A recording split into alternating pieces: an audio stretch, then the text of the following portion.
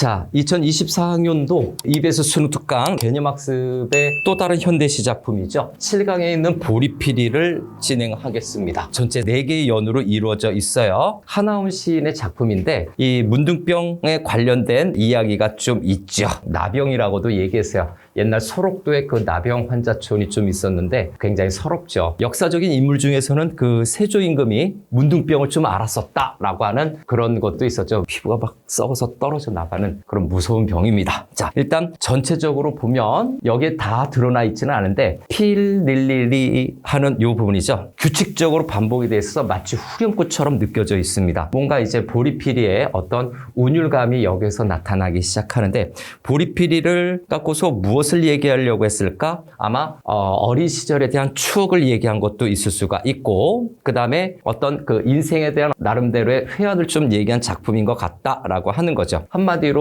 인생을 좀 방황하면서 서러워했던 그 삶이 여기서 형상화됩니다. 개념학습 1강에 있었던 그에 이어서 삶의 어떤 서러움이 담긴 시들이 좀 나오네요. 이런 주제의식의 작품들이 전면에 배치가 되어 있습니다. 자, 차례차례 한번 좀 보면서 볼게요. 일단 1년에서는 보리피리를 불면서 고향을 그리워하는 모습이 나타나 있죠. 네, 고향을 그리워하는데 지금 아마 현재에서 과거로 가는 구조일 거예요. 역순행적 구성. 백석의 여승도 1년이 현재였죠. 2년, 3년, 4년이 과거로 가는 역순행적 구성이었는데 이것도 혹시 그러한가? 라고 하는 내용인지 한번 살펴보겠습니다. 자, 일단 보리피리 불묘라고 하는 부분에서는 뭐 큰 것은 없겠는데 제목이 보리피리니까 보리피리를 한번 좀 체크해 보러 가겠습니다. 자, 요건 별표 치고 제목에도 있으니까 이거는 중심 소재가 될 겁니다. 이 작품을 쓰게 된 어떤 동기가 된 중심 소재 역할을 하게 되죠. 자, 중심 소재가 되면서 두 번째 어떠한 이미지가 있나요?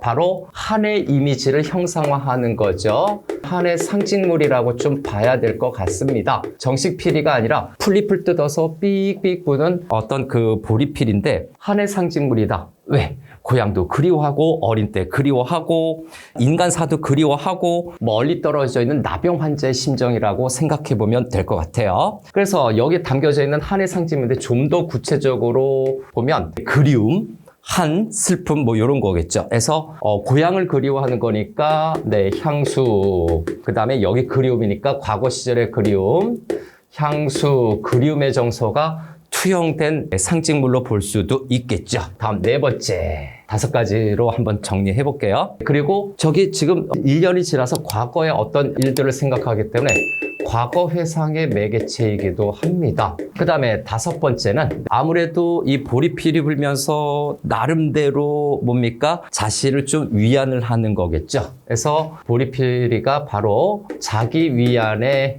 역할도 합니다. 비록 서러움을 표출하고 있죠. 보리피리 불면서 그래도 요 슬픔감을 승화시키는 듯한 그런 느낌도 받을 수가 있고요. 그 다음에 조금 더 체크해 볼까요? 6번째로 하면 이 보리피리라고 하는 것이 그 보리피리 불며 그 다음에 보리피리 불며 필릴리 하는 보리피리 불며 필릴리가 규칙적으로 반복이 됩니다. 나름대로 운율감을 형성하게 되겠죠. 여기 특히 후반부에 나타나는 거죠. 네, 후반부에 나타나는 것은 또 의성어에 해당이 되는 건데 아무래도 시적 안정감을 줄 수도 있을 겁니다. 그래서 운율감과 안정감, 형태적인 안정감 또는 통일감을 줄 수 있는 마치 후렴구와 같은 효과를 나타낼 수 있는 거죠. 후렴구와 같은 역할을 하게 됩니다. 기왕 한 김에 좀 볼까요? 여기 자기 위안이라고 하는 부분은 좀 배경 지식으로 갖고 들어가야 될 게 나병 또는 문둥병 환자죠. 문둥병의 고통을 삭힌다 또는 위안한다 또는 위로한다 고통을 승화한다라고 이렇게 좀 체크해 볼게요. 좋은 말로.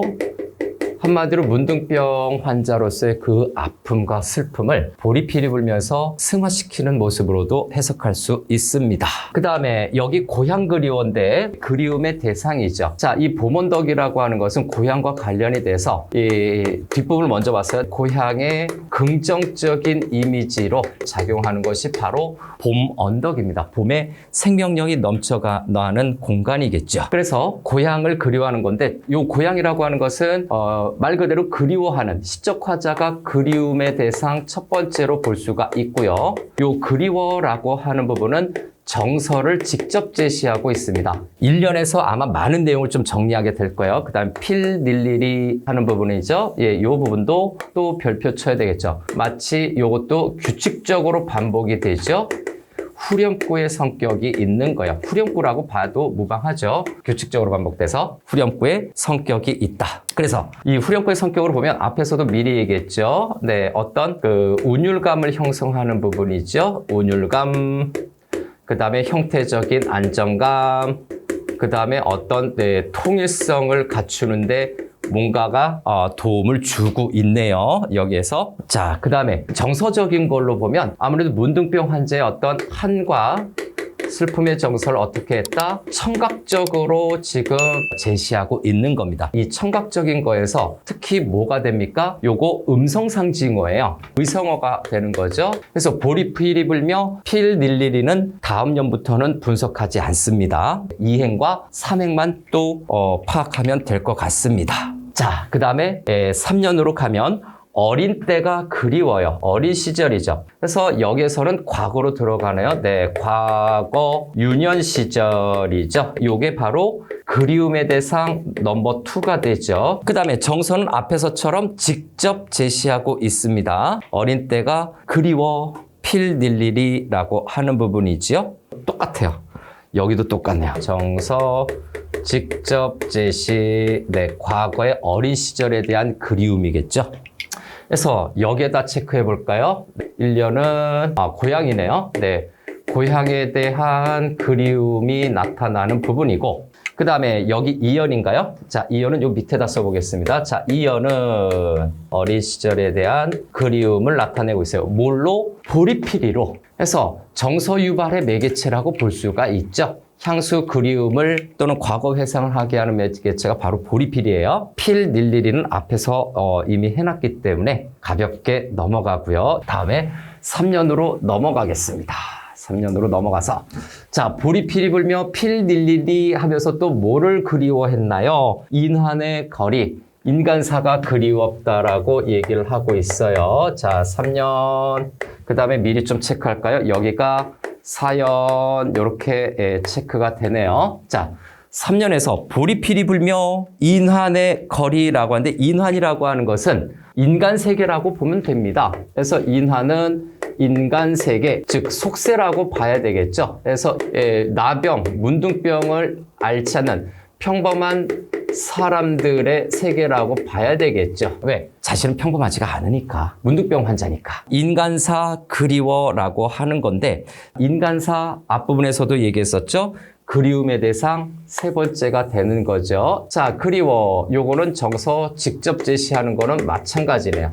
정서 직접 또 이제 반복이라고 봐야 돼요. 직접적으로 반복적으로 제시하고 있어서 강조 효과가 있긴 있어요. 자, 이걸 통해서 3년에서 보면 3년의 소주제는 간단하죠. 네, 인간 세상을 그리워하는 거죠. 2년까지는 모르겠는데 이제 3년 보니까 여기서 시적 화자의 특수성을 우리가 짐작할 수 있어요. 시적 화자를 유추해 보면 문둥병 환자, 나병 환자라는 내용이죠. 문둥병 환자임을 암시한다라고 우리가 정리해 줄 수 있겠네요. 이 문둥병 환자이기 때문에 평범한 일상생활을 하지 못하는 겁니다. 다음 사연으로 들어가서 마지막 연으로 들어갈게요. 보리필이 불며 필닐리리 하면서 뭐를 또 그리워했나요? 방랑의 기사나라고 했네요. 기사나라고 하는 것은 산과 강이란 뜻이죠. 네, 기라고 하는 것은 많다. 해서 수많은 산을 방랑하는 건데 별게 다 그리워지네요. 자, 방랑 일단 네모칸 쳐놓고, 방랑이라고 하는 것은 화자의 현재 처지를 나타내는 겁니다. 화자의 1번이죠. 네, 현재 상황을 나타내는 걸로 볼 수가 있어요. 이리저리 떠돌아다니는 떠돌이처럼 지내고 있다는 내용이죠. 즉, 문둥병 환자가 한 군데 정착하여 있지 못하고 이리저리 지금 떠돌아다니는 겁니다. 그럼 화자의 현재 상황이 왜 됐을까라고 생각을 해보면 이 현재 상황 앞에서 문둥병 환자를 유추하고 왔어요. 그래서 화자는 안정과 정착을 하고 싶지만 일반적인 사람들하고 섞여 살 수가 없어요. 한마디로 앞부분에서 고향을 얘기했죠. 그래서 앞부분에서 고향, 그 다음에 인환의 거리라고 했으니까 인환의 거리에 어떻게 됩니까? 같이 어울려 살 수 없는 처지를 나타내는 거죠. 어울려 살 수 없어요. 왜? 문둥병 환자니까. 기산화라고 하는 것은 많은 산과 강이에요.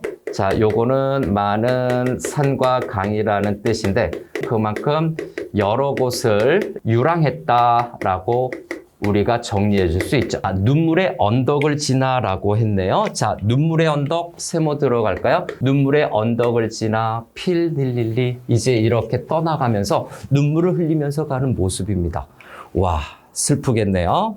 그래서 여기에서 방랑이라고 하는 것이 있죠. 네, 한마디로 방랑의 슬픔과 한이 암시되고 있는 표현이지요. 문둥병 환자가 일단 어디를 그리워합니까? 처음에 고향을 그리워요. 아, 내가 그렇게 살았었지. 또 과거에 내가 어린 시절에 문둥병 걸리기 전에 이렇게 살았겠지. 근데 내가 이렇게 방랑을 하면서 평범한 인간들의 속세가 너무너무 그리운 거야. 거기에다가 또 어떻게 돼?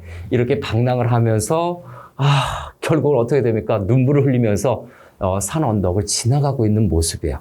시적 형상화가 좀 느껴지네요. 그래서 눈물의 언덕을 지나라고 하는데 방랑의 슬픔과 한이 나타나고 있네요. 서러움의 정서가 느껴집니다. 자, 일단 작품은 마무리가 됐고요.